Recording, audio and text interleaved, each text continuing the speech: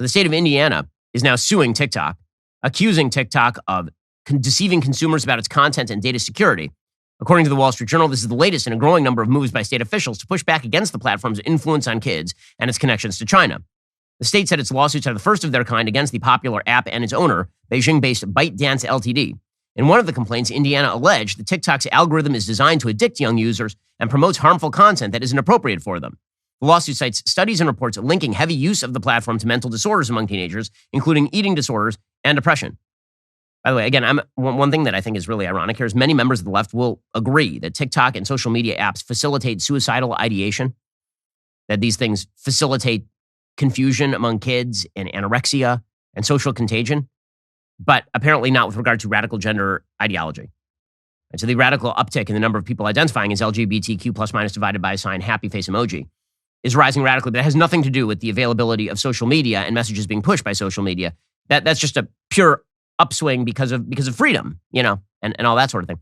Anyway, TikTok is now being pursued by the state of Indiana. Indiana Attorney General Todd Rokita, a Republican, said, quote, TikTok is actively exposing our children to drug use, alcohol abuse, profanity, and sexually explicit material at a young age. TikTok is deceiving Indiana parents. The second lawsuit alleges that China has the ability to use TikTok's data to spy on, blackmail, and coerce users to serve the country's national security and economic interests. Both lawsuits seek changes to TikTok's practices as well as civil penalties for each alleged civil violation.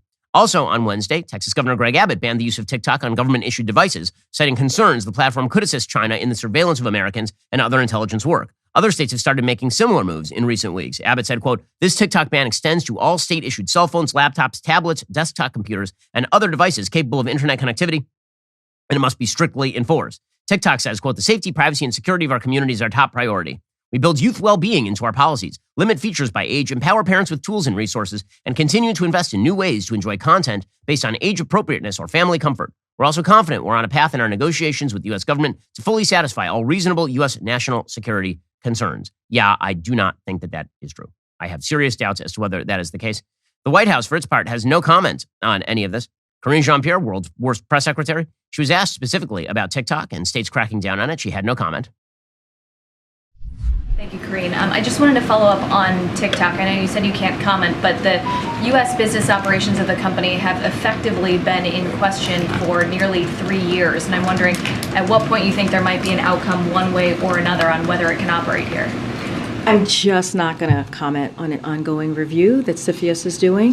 And as you know, the review is ongoing to address the concerns posed by the app. I'm just not going to comment from here. Okay. Well, no comment. Meanwhile, the State Department spokesperson, Ned Price, he said pretty openly, I'm not going to say that TikTok isn't gathering info on you via the Chinese government. Do you trust that the CCP is not going to, given that TikTok is essentially a state-owned application by the CCP, do you trust that they're not doing anything nefarious with data they're presumably reportedly gathering on millions of Americans? I would not go that far. Yeah, you probably shouldn't go that far. And maybe you ought to take more seriously the threat that China poses to the United States in terms of its intelligence and surveillance capacity. Alrighty, guys, the rest of the show is continuing right now. You're not going to want to miss it. We will be getting into Cory Booker, who's very upset that Republicans might look into Hunter Biden. Plus, Democrats still complaining about voter suppression in Georgia, despite the fact they just won a Senate seat there. If you're not a member, click the link in the description and join us.